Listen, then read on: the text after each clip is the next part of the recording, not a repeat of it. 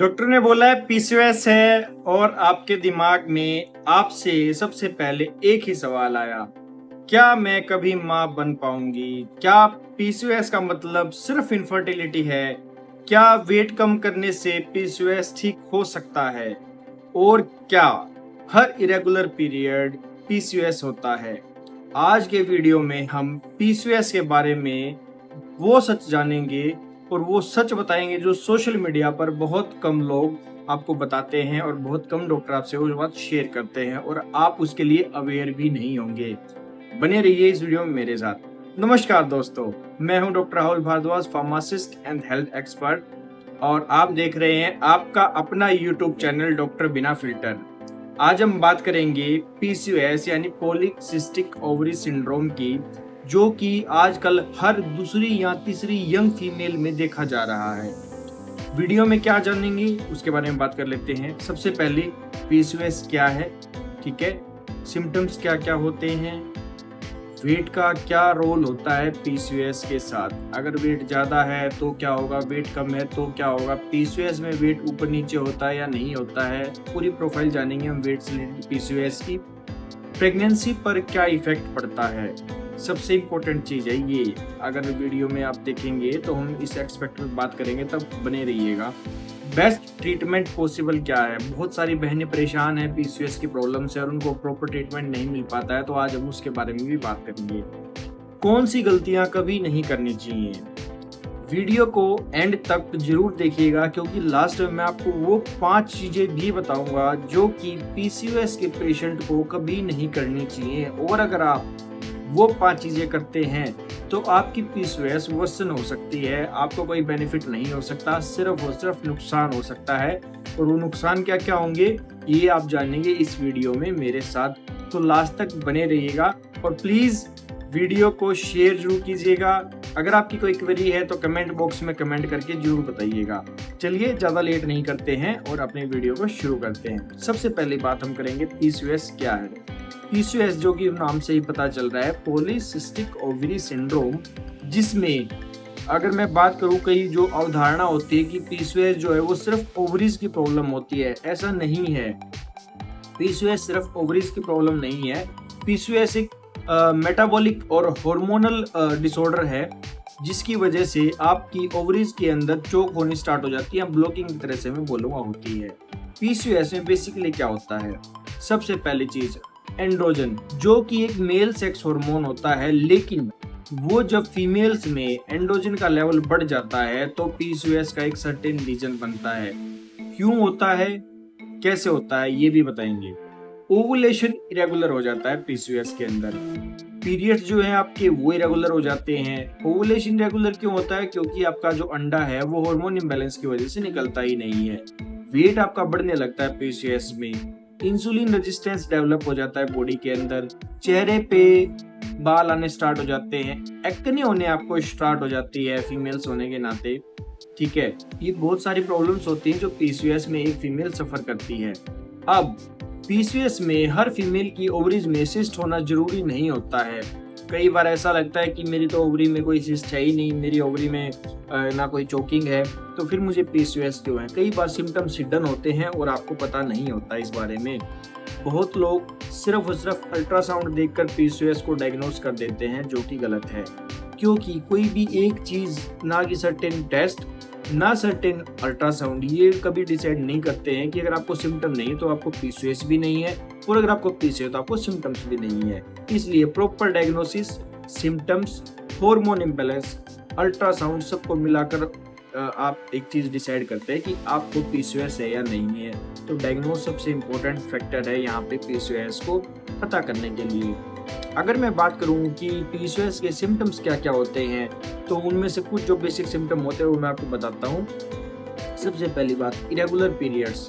35 से 40 दिन के बाद भी अगर आपके पीरियड नहीं आ रहे हैं, या 35 से 40 दिन तक अगर आपकी साइकिल जा रही है जो पहले नहीं जाती थी, तो हो सकता है कि आपको पीसीओएस हो।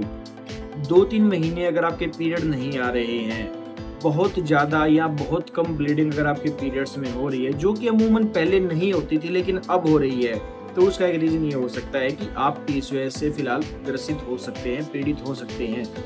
दूसरा, वेट गेन। खास तौर पर टमी फैट।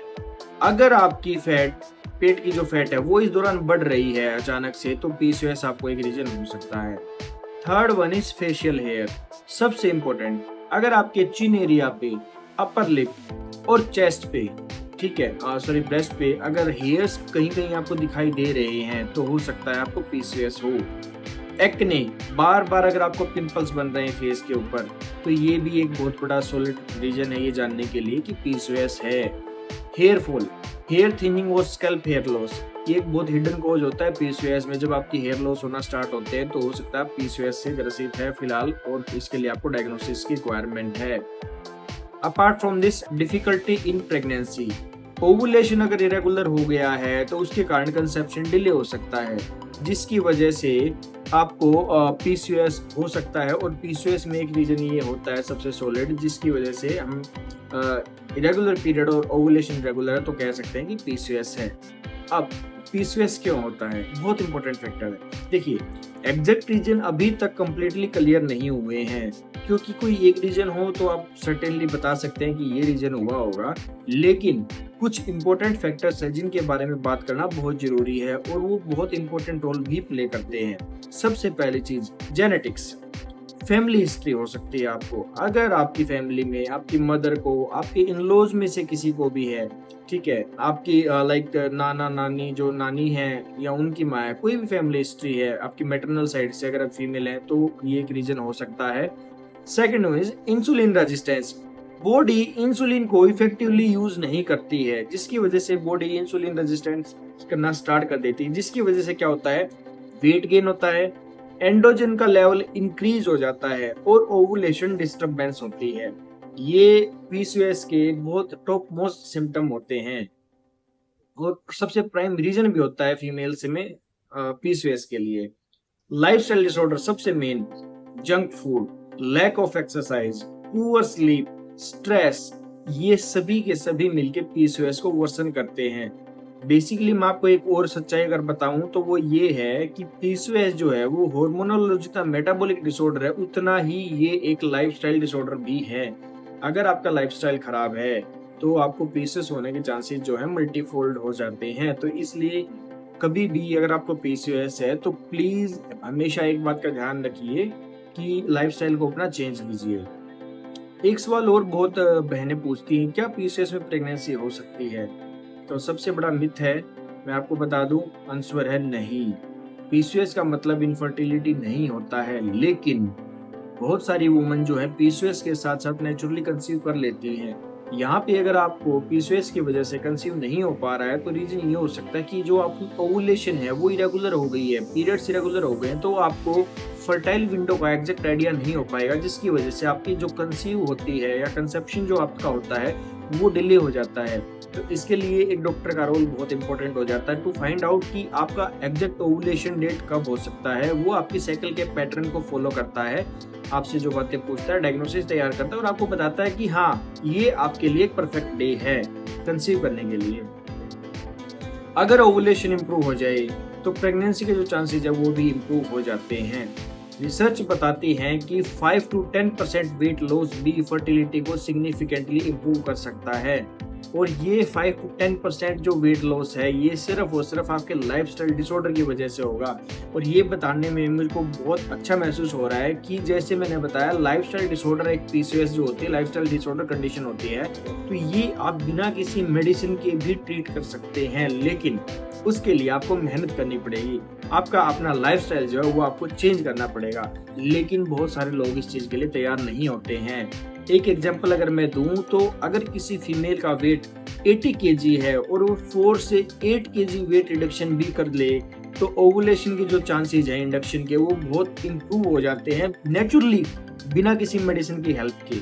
ठीक है, तो बहुत इम्पोर्टेंट बात है ये, और इसको प्लीज अपने दिमाग में रखिए। स्ट्रेस लेने की बजाय ये सोचिए कि कैसे आप अपने लाइफस्टाइल को इम्प्रूव कर सकते हैं। बात करूं ट्रीटमेंट ऑप्शंस की, इम्पोर्टेंट है, ध्यान दीजिएगा। ट्रीटमेंट पेशेंट की एज और गोल पे डिपेंड करता है। अगर प्रेगनेंसी प्लान नहीं है तो हम डॉक्टर्स क्या प्रेस्क्राइब करते हैं। ध्यान दीजिए, मैंने बोला अगर प्रेगनेंसी प्लान नहीं है तो मतलब अगर आप कुंवारे हैं या मैरिड हैं लेकिन अभी प्रेगनेंसी नहीं करनी है तो वहाँ पे चलेंगी आपकी हार्मोन टैबलेट। बेसिकली क्या होती हैं, COC combined oral contraceptive pills या इंसुलिन सेंसिटाइजर मेडिसिन, जो कि आपकी डायबिटीज को नीचे लेके आते हैं, कंट्रोल में लेके आते हैं।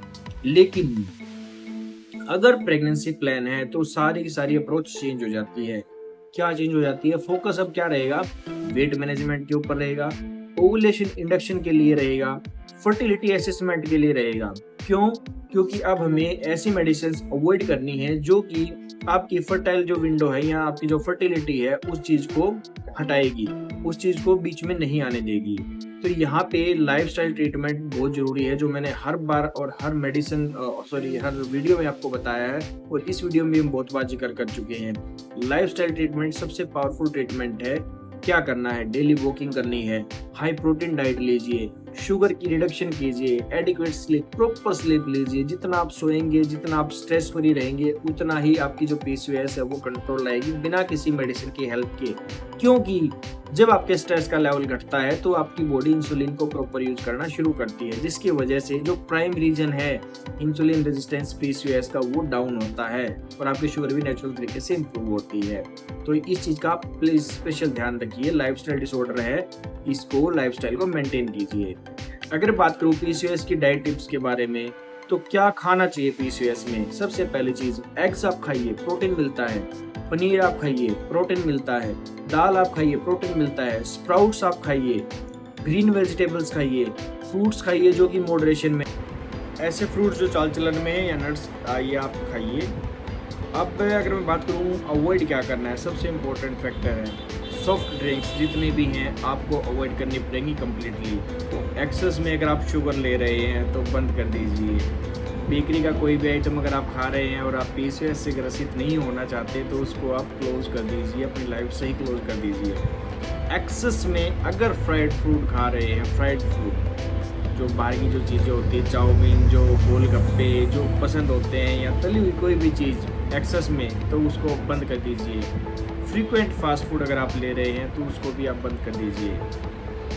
PCOS में आपका लाइफस्टाइल आपके लिए एक वरदान साबित हो सकता है बिना किसी मेडिसिन का ट्रीटमेंट। अब जो मैंने आपसे प्रॉमिस किया था कि वो 5 गलतियां जो PCOS पेशेंट को कभी नहीं करनी चाहिए वो मैं आपको बता रहा हूँ, बड़े ध्यान से सुनिएगा। सबसे पहली चीज़, सेल्फ मेडिकेशन कभी भी ना करें। रैंडम सप्लीमेंट्स लेना बंद कर दीजिए। किसी ने बताया PCOS ठीक हो जाएगी, ये ले लो, मत खाओ, कभी भी मत खाओ। क्रैश डाइटिंग कभी भी मत कीजिए। इंसुलिन जो आपकी कंडीशन है वो वर्सन हो सकती है क्रैश डाइटिंग से। पुअर स्लीप रूटीन, अगर आप जितना स्ट्रेस लेंगे और सोएंगे कम तो आपको दिक्कत ज़्यादा होगी। और एक्सरसाइज अवॉइड करना, ये कुछ ऐसे रीजन्स हैं 5 स्पेशली जो आपकी PCOS को वर्सन करते हैं। अब हम अपने वीडियो को कंक्लूड करने की कोशिश करेंगे। मैं आपको बताऊं कि PCOS जो है वो एक मैनेजेबल कंडीशन है, लेकिन अगर आप टाइमली डायग्नोसिस, प्रॉपर ट्रीटमेंट और हेल्दी लाइफस्टाइल फॉलो करते हैं तो पीरियड्स, आपका वेट और फर्टिलिटी तीनों के तीनों इम्प्रूव हो सकते हैं। इसलिए अगर आपको ऐसी कोई भी दिक्कत है या परेशानी है जो आपके लाइफस्टाइल से जुड़ी है, इनफर्टिलिटी से जुड़ी है या आपकी पीरियड की हेल्थ से जुड़ी है तो कमेंट में लिखिए PCOS। I am dying, Daddy। मैं आपको आपके लिए PCOS का पूरा डाइट चार्ट बना के दूंगा जो कि आपको खाना है और बंद करना है। और चैनल को सब्सक्राइब करना ना भूलें। आप देख रहे थे आपका अपना YouTube चैनल डॉक्टर बिना फिल्टर। मिलते हैं एक नई वीडियो में ऐसे ही शानदार टॉपिक के साथ। Thank you guys.